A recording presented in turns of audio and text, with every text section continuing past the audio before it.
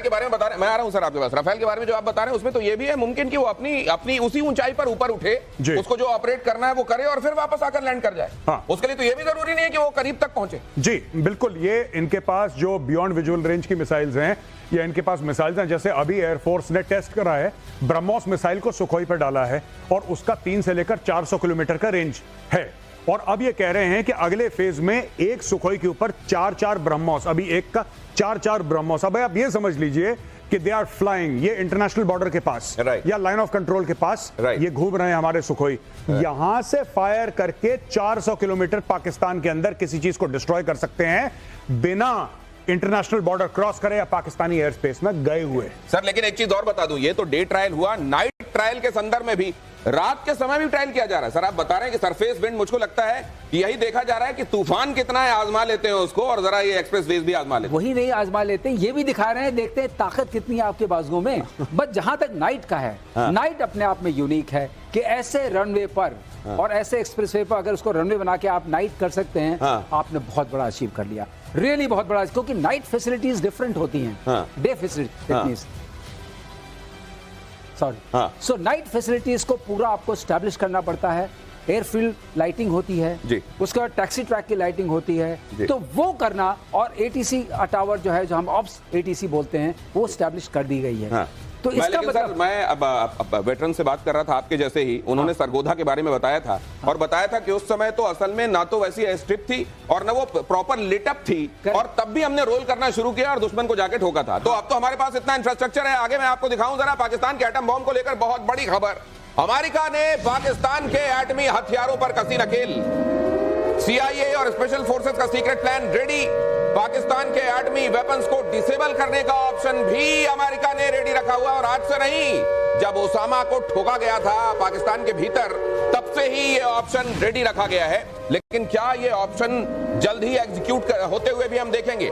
इसमें इसको नटसेल में अगर आप समझना चाहते हैं तो यह है कि पाकिस्तान ने एक ऐसा प्लान रेडी रखा है कि मिनटों के अंदर पाकिस्तान अपने जो पाव भर के बॉम्ब्स का जिक्र करता है वो अमेरिका के हाथ में होंगे या अमेरिका जिनको चाहता है उन हाथों में होंगे।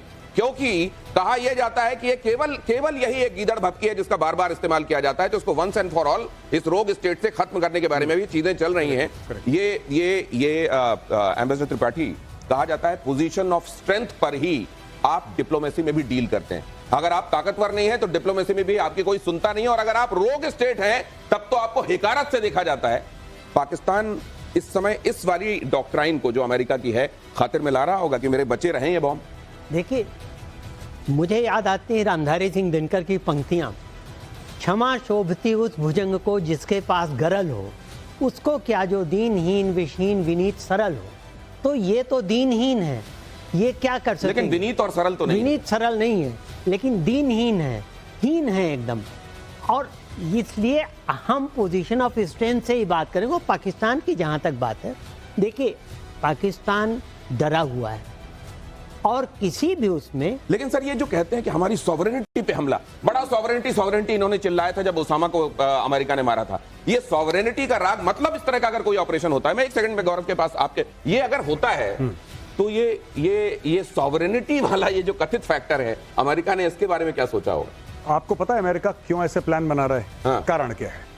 बहुत समय तक एक थ्योरी चली थी पूरी दुनिया में कि पाकिस्तान के पास जो न्यूक्लियर वेपन्स हैं, अगर पाकिस्तान डिस्टेबलाइज होता है, वहां पे उथल पुथल होती है, तो ये न्यूक्लियर वेपन्स अलकायदा के हाथ लग सकते हैं, इस्लामिक स्टेट के हाथ लग सकते हैं, तालिबान के हाथ लग सकते हैं। ठीक है, तो उन्होंने बोला कि नहीं, पाकिस्तान को स्टेबल रखो। बाद में एक थ्योरी ये आई कि साहब आखिर अलकायदा है क्या? ये तो एक विचारधारा है, ये तो एक मानसिकता है, और अलकायदा की मानसिकता वाले खुद पाकिस्तान के जर्नल हैं। तो बाहर से अलकायदा को आने की आवश्यकता नहीं है, पाकिस्तानी आर्मी के अंदर खुद अलकायदा है। ईमान तकवा जिहाद फी सबीलिल्लाह, this is the motto of the Pakistan army. क्या कह दिया आपने अभी? ईमान तकवा जिहाद फी सबीलिल्लाह। इसका मतलब क्या है? इसका मतलब है faith, piety and holy war in the path of Allah. यानी कि ये प्रोफेशनल आर्मी नहीं है, ये ऐसी आर्मी है जिसका फर्ज है काफिरों के खिलाफ जिहाद करना। ईमान तकवा जिहाद फी सबीलिल्लाह। माय गॉड, ये अगर इस तरीके की डॉक्ट्राइन के साथ, और आप सोचिए दुनिया में जितनी ऐसी चीजें हैं जिनको लेकर आपके अंदर विभत्स होने वाले भाव आते होंगे कि ये बड़ी विभत्स चीज है, बड़ी दुर्दांत काम है, उसके नाम के साथ होली कैसे जोड़ दिया जाता है? किसी भी चीज के साथ होली या मजहब की कुछ चीजें जोड़कर उसको लेजिटिमेट कैसे करने की कोशिश करता है पाकिस्तान, ये भी देखिएगा। पाकिस्तान से जारी तनातनी के बीच रक्षा सूत्र एक बड़ी खबर दे रहे हैं। भारत ने सीमा पर एक्टिवेट किए जीपीएस स्पूफिंग रेडार। सोर्सेज बता रहे हैं कि दुश्मनों के फाइटर प्लेन, मिसाइल, ड्रोन को गुमराह करने के लिए इसको डिप्लॉय किया गया है। सर, ये कैसे काम करता है? हाँ, ये बहुत अच्छी बात आपने पूछी। जो पाकिस्तान, पहले मैं शुरू करूं, पाकिस्तान के जो न्यूक्लियर बॉम्ब है और जो अमेरिकन थ्रेट आया है, हमने, अगर आपने सुना होगा, कुछ साल पहले हमारे यहाँ हुआ था कि हम कोई भी चाइनीज कंपोनेंट यूज नहीं करेंगे। हाँ, ठीक है। क्या डर था? क्योंकि उसके अंदर कोई चिप हो सकती है, उसके अंदर चिप के अंदर कोई ऐसा सॉफ्टवेयर रेजिडेंट हो सकता है जो एक्टिवेट हो सकता है एट राइट टाइम, और आपकी मिसाइल और आपकी चीज उस जगह नहीं जाएगी जहां आप चाहते हैं, या वो ऑपरेट नहीं करेगी। इनके पास किन इलेक्ट्रॉनिक कंपोनेंट से इनका सिस्टम बना है, कौन से सॉफ्टवेयर इनके पास है, वही अमेरिकन सॉफ्टवेयर, वही अमेरिकन कंपोनेंट। तो फिर तो अमेरिका के पास रिमोट कंट्रोल होगा। रिमोट कंट्रोल, मैंने एक बार आपके चैनल पे ही कहा था कि ये चलेगा ही नहीं। ये किस पौवे की धमकी देते हैं? ये जो पाव भर के बॉम्ब की बात होती है, ये चलेगा नहीं। आज तक चलाकर देखा है क्या? ये चलेगा नहीं वक्त आने पर, ये कह रहे हैं एक्सपर्ट। और दूसरी बात ये होती है, चलाने के लिए ये सारे जो इनके पार्ट्स होते हैं, वॉरहेड है, फ्यूजेज हैं, इलेक्ट्रॉनिक असेंबली है, वो भी एक सेक्शन के फॉर्म में होती है, रॉकेट मोटर है, ये सब अलग अलग जगह रखे जाती हैं, एक जगह असेंबल नहीं होती है। जब असेंबल करके चलाने की कोशिश करेंगे, मैं आई एम प्रीटी श्योर, मैं आपको बताऊं दिनेश, आपके चैनल पे कुछ नहीं चलेगा। ये बहुत बड़ी बात कह रहे हैं एयर वाइस मार्शल की जब वक्त आएगा आप देखिएगा पाकिस्तान अपने किसी भी न्यूक का इस्तेमाल कर नहीं पाएगा। ये दावा किया उन्होंने। इसको लेकर आपकी रीडिंग क्या है? नहीं, मैं तो कह रहा हूं कि पाकिस्तान का, देखिए जो सर कह रहे हैं ना, he has got a lot of experience in this regard. इन्होंने ये कई बार ये खुद काम कर चुके हैं। he's been involved with that at the highest levels in the air force. मैं आपको एक बात बताता हूं, पाकिस्तान की कोई भी टेक्नोलॉजी खुद डेवलप करी नहीं है, ये सारा चाइनीज माल है।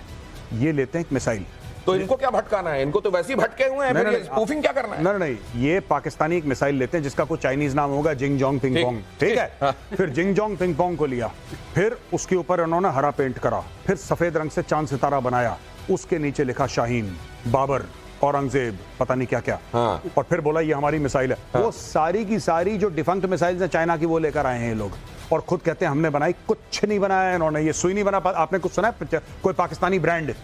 जो बंदा मिसाइल बना सकता है, फ्रिज तो बना सकता होगा। आपने कभी Pakistani fridge made in China देखा है, सुना है? पाकिस्तान तो नहीं देखा सुना है। ये तो झूठ बोलते हैं ना कि ये हमने बनाया, सब पाकिस्तान।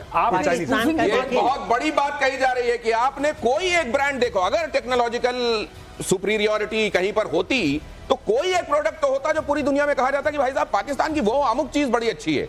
जिंग जोंग पिंग पोंग लेकर हरा पेंट करके सफेद चांद सितारा बताकर उसको कह दिया जाता है कि हमारी शाहीन है, हत्फ है और न जाने क्या क्या है। अब जरा ये देखिए, पहलगाम अटैक के बाद पाकिस्तान कर रहा है सीज फायर का उल्लंघन, बेतहाशा उल्लंघन। एलओसी और इंटरनेशनल बॉर्डर पर लगातार गोलीबारी। 22 अप्रैल से एलओसी पर 23 बार बल्कि, और किस तरीके से सीज फायर का उल्लंघन हो रहा है, बगैर उकसावे की गोलीबारी हो रही है। भारतीय सेनाएं उसका मुंहतोड़ जवाब दे रही हैं। किन किन जगहों पर ये सीज फायर का उल्लंघन हो रहा है, ये दिखाने के लिए भी हम एक स्पेशल ग्राफिक के जरिए आपको ये दिखाएंगे कि ये असल में उल्लंघन किस किस जगह पर हुआ है और इसके मायने क्या है। एक तरफ तो ये कहा जा रहा है कि प्रोवोक ना किया जाए, हम तो चाहते हैं कि शांति बरकरार रहे क्योंकि दोनों न्यूक पावर्ड मुल्क हैं, और दूसरी तरफ ये देखिए, ये गिनती जिस समय तक ये ग्राफिक बना था उस समय तक 23 पहुंच गई थी। ये जरा आइए मेजर आर्या, आइए इसको समझाइए। 23 वायलेशंस ऑफ सीज फायर। अच्छा,